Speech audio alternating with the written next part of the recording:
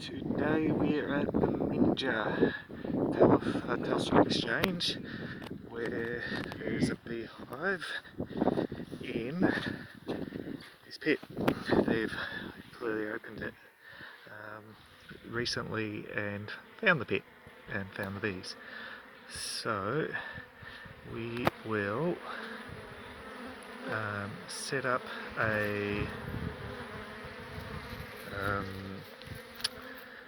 gazebo so that if it rains, it doesn't rain on the bees, and we'll start bee backing straight from the get-go. Bee back these bees into a hive box and then get the rest of it. Okay, the rain has stopped, it's all clear, there's clouds but such is life, and we have set up the marquee and whatnot. So now we'll start the generator, get the bee vac happening, bee vac the bees as we pull comb out, and go from there. It's not a small hive, it's very big, so this will be fun. Enjoy. Okay, we're getting there. This hive's been here for quite some time. I'm now getting into the darker comb, as you can see. Some of the hive has fallen onto the ground.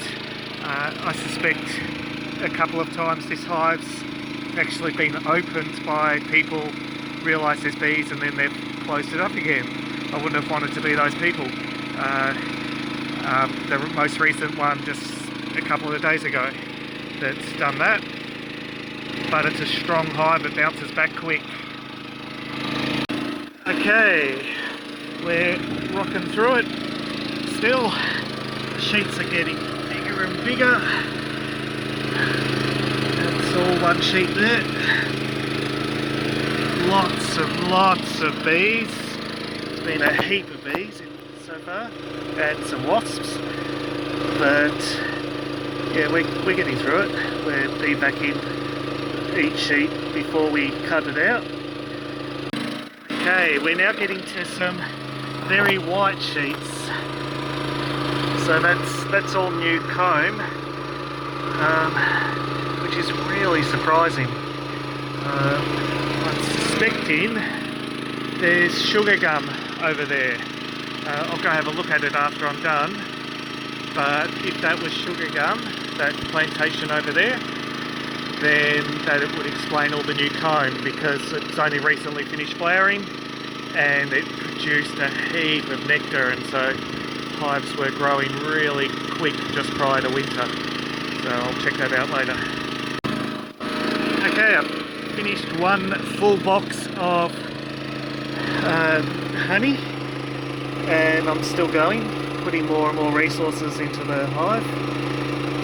I suspect I'm not seeing brood only because the Queen's done her little dormant trick at the start of winter where she is there, but she stops laying for a little bit because they don't need the hive to expand, and she's trying to reduce the number of bees.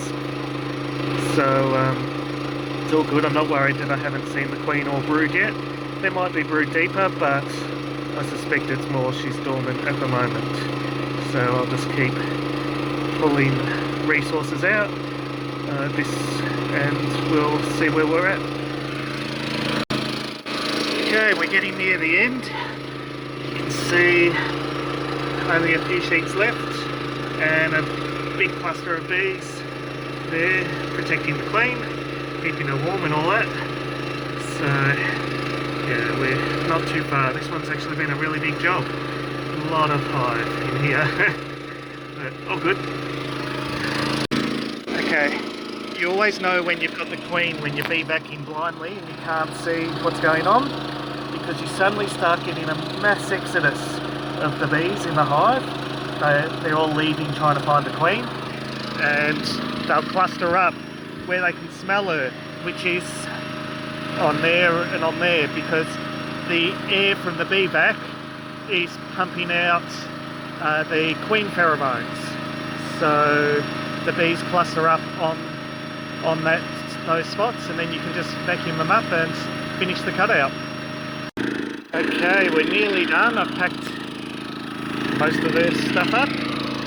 We've emptied the hive of bees and comb. 2 boxes of honey with no brood, but definitely a queen.